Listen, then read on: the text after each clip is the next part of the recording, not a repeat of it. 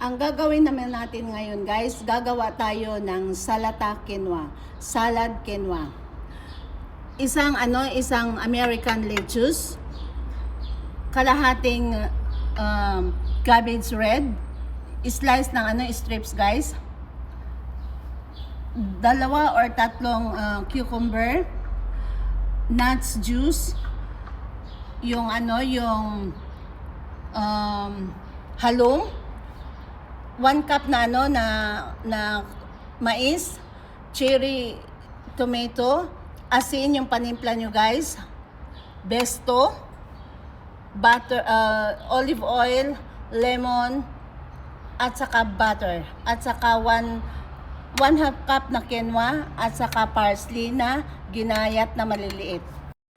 Itong quinoa guys, kailangan ibabad muna siya sa mainit na tubig ng 15 minutes. Pagkatapos niyan guys, salain at saka natin guys, isangag pa natin siya konti. Lagyan natin ng 2 kutsarang butter. Isangag natin konti guys.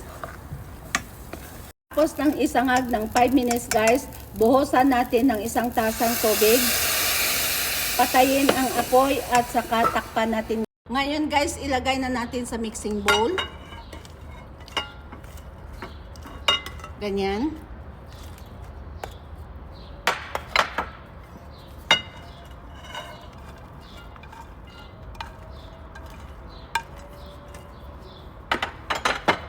Ito siya.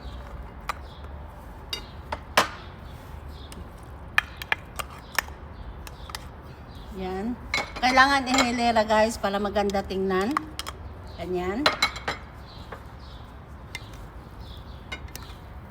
Yan. Pagkatapos yan guys, gawa tayo ng sauce. Ngayon guys, gagawa na tayo ng sauce. 1/4 na tasang olive oil, kalahating lemon juice, asin, at saka 1 kutsarang malaking pesto guys. At saka takpan natin at saka i-shake natin guys. Ganyan. Ngayon, ito na yung quinoa guys. Ilagay na natin dito sa mixing bowl. Kasama ang mga fresh vegetable salad. Ngayon guys, lalagyan na natin siya ng sauce. Ganyan pagkalagay guys. Pagkatapos niyan, lagyan natin ng juice nuts. At saka itong halong.